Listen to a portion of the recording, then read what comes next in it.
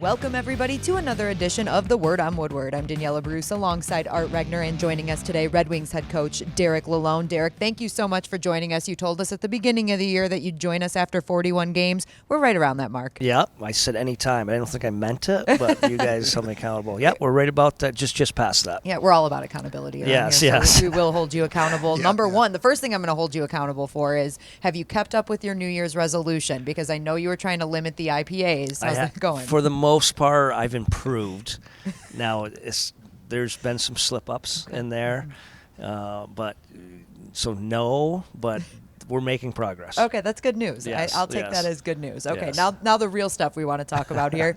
Now that we are at that halfway point of the season, do you have a better idea of where this team is at, and what exactly is that? Yeah, I think so. I think the outcome part, as a coach, I always want more. I think if anyone, we've been flirting with that 500. I think we're sitting at a 511 win percentage. We've been slightly above it at times.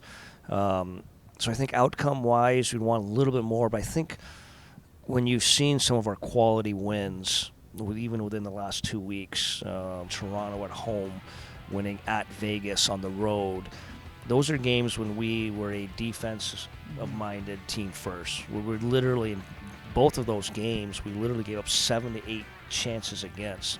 Toronto, we gave one slot shot. And offense does not come natural or easy for this group.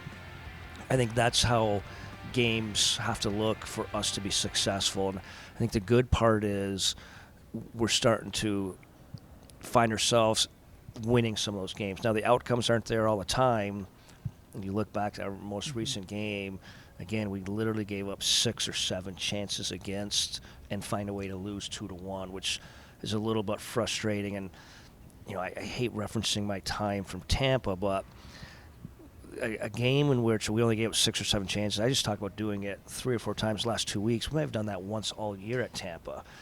Built a little bit differently, Andre Vasilevsky filling holes and some of our skill taking over. But I think if we're going to be successful, it's going to look like those type of wins. Just for some perspective for the fans, when you talk about those grade A scoring chances and quality chances, you're giving up 6 or 7 or 8. What is the norm? Like, what's the number you're looking for? The league average is in that mid, probably 13 to 15 range, and we've won games like that. But when you start giving, I wouldn't say unheard of, but you start giving up chances against, those are the graded area, scoring area, grade A slot area type chances, maybe something goes east-west that's dangerous, maybe through a screen, everything.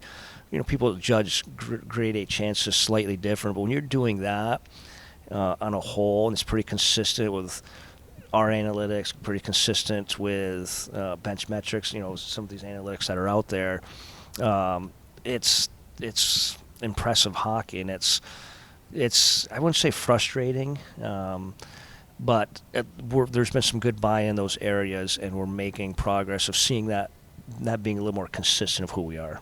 You say we have to play almost perfect. We're never going to be perfect. It's 90%. My question is that you've been on teams that won the Stanley Cup. I've covered a lot of Red Wing teams that have won the Stanley Cup. It doesn't seem that those particular teams can fire at 70% sometimes, or just turn it on and turn it off.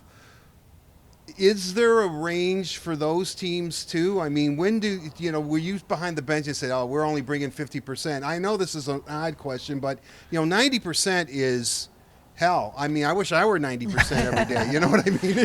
It just doesn't seem to happen. I don't know if that's human nature. That's not an odd question. That's a really good observation. Even though if you look back, I obviously don't watch those Detroit teams as closely as obviously coaching a Stanley Cup champion team, but when we ultimately did win, we were the team that usually ends up standing, again, it's not perfect, but it's pretty close to perfect. You're playing perfect to your identity a lot, and even I use the example of Tampa. When we finally got our hump and started winning Stanley Cups, it's because we were defending way better. And again, I just talked about those games where we rarely in Tampa, we'd probably be in the low teens, but when we were winning championships, we were giving up 10, 11, 12 chances against in a playoff game. That's when it starts to become a little perfect. So you're not going to be perfect. We're not perfect. I think when I reference that, you can see the sporadic play in our team. There's nights our special teams have not been good. There's nights our goaltending has been up and down. There's nights our 5-on-5 has been just okay. But again, the optimism for me is we're starting for the most part, and again, it's only a small sample size. Our 5-on-5 play, and you've seen enough of us lately, it's been pretty darn consistent. We want the first period at Pittsburgh, where we played so poorly, got down 4-0, still won. We want the game versus Winnipeg, despite winning 7-5, we played poor defensively. Talk about chance against. We gave 28 that night. I mean, that's unheard of. You'll never win like that. And maybe the first period against Columbus, where we got down 3-0, we want that type of those games to be awkward, where it's not a norm, and it's still a work in progress. There's still ups and downs in our play, but you've even seen us of late, even despite being a 500 team of late, we've been a lot more consistent with our 5-on-5 play.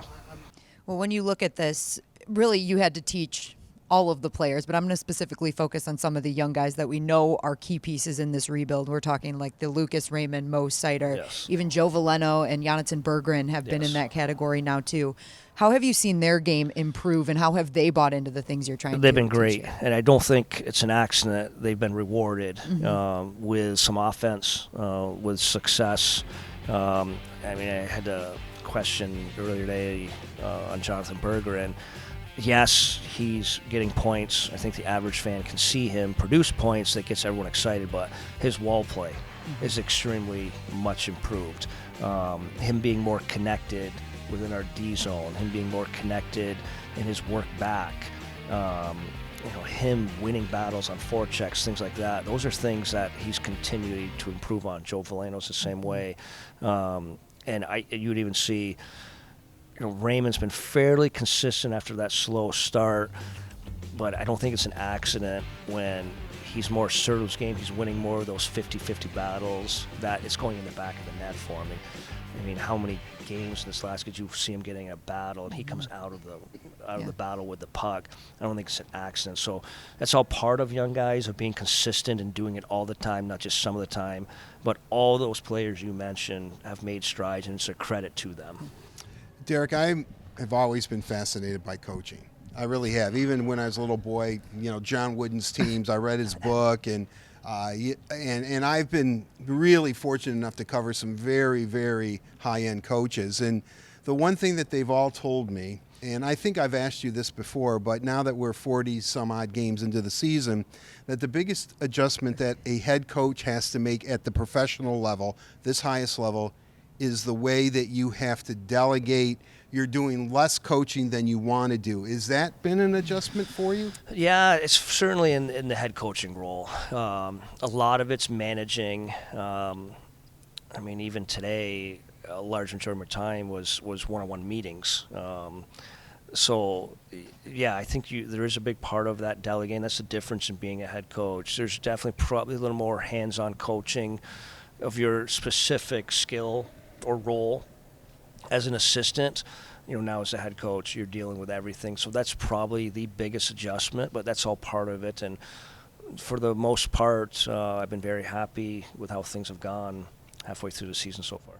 All right, one last question from me. And as we look ahead to the second half of the season, I'm just wondering what to you, when you look back after this season is over, what would make you define it as a successful season? That's a great question, because we're flirting with it right now.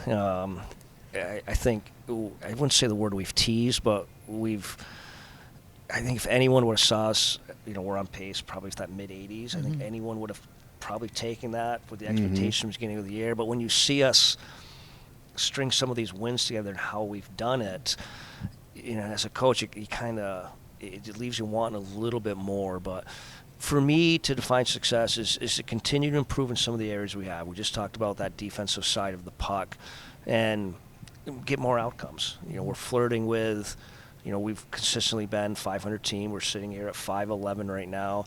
If we finish the season slightly over 500, would that be fine? I think we would all probably going into the season. We'd take it. Yeah, everyone we would have taken, because that's progress. Yeah. But could we improve on that? And now we start getting in a little more over that 500, and start stringing some more wins together, like we just recently saw versus Toronto, versus Vegas. I think a lot of what you're seeing now, but more of it would be defined as success. Yeah, I want to bring this up, and I offer my condolences to you about the Buffalo Bills. I was going to do it. I didn't know if you'd be ready to talk about it or not. No, I mean, but Lion fans can certainly relate to that. But my question is, what seemed to be weird this whole week, and this is why I wanted to ask you again, because from a coaching perspective, it seemed that the Bengals, who have been playing better than virtually any team in the NHL, the NFL, but they were almost felt disrespected. For sure. And it wasn't anything the Bills did, Yes. but it was like everybody else. Now, when you're playing a team, and we always hear, well, you can only take emotion so far. You can only play that disrespect card. Cincinnati, from the opening kickoff till the game ended, it looked like they were playing that disrespect card the whole 60 minutes. Yeah. How do you counter that? Can you counter that if you're the Buffalo coach and you're sitting there saying, these guys are like on another level because they're angry? Well, I think one thing we talk about all the time is matching will. And sometimes it's easier said than done. We just talk about what you just talked about is will. I mean, you look at us even. We were 2-0 versus Tampa. Right. That's a team we have not beat. I think there was a little extra will from our guys. I was shocked after we beat Toronto that we hadn't beat them since 2017, something like that. I didn't even know that. Right. I think that's a little extra will. So just in those moments, I think if you can recognize that, and you always have to match wills. Even I go back to this last game, Philadelphia 7-3 in their last 10, one of the hottest teams in the league. They lose at Chicago, despite being one of the better teams in the league. You know they were going to come out with their best. And we are coming off a road trip and show some maturity where we might have had one of our better wins of the year in Vegas. Teams are going to be battling for the first period, and that would be a period of will. So that was us recognizing maybe what we were going to be up against, the ask we had of our guys. And sure enough, you had a 0-0, very little ice or space. Right. I think both teams did fight for that start. So in those situations, you just have to match will and do the best you can. How long will it take you to recover from the Bills? I'm actually, it allows me to concentrate more on my favorite NFC team, which is the Detroit Lions. Really? So there you go. Well, they're not playing it either for the rest of the season, so you got to have a team to root for now, right? I'm rooting for good football. Is that a cop out? Is that have you reached out to Dan Campbell? I did. Dan was good. He was like, Derek, extremely busy right now, man. But he goes, I'm going to go over and see the guys. I love that. I can't wait. That will go viral, I mean, we'll see. Sometimes I'm different. I don't know if I want a camera in the room because I want it to be as real as possible. But those guys are so used to it. He probably would be anyways. But hopefully we'll get him over here sooner than later. Well, after his performance in Hard Knocks, I don't think camera or no camera, he's going to be real. I think so. Yeah. Yes. That'll be fun. That will be fun. But thank you so much for taking the time to join us again. We appreciate it. Absolutely. Thanks, guys. It was great. Yep. Thank you. All right, and thank all of you for tuning in to another edition of The Word on Woodward. We'll see you next time.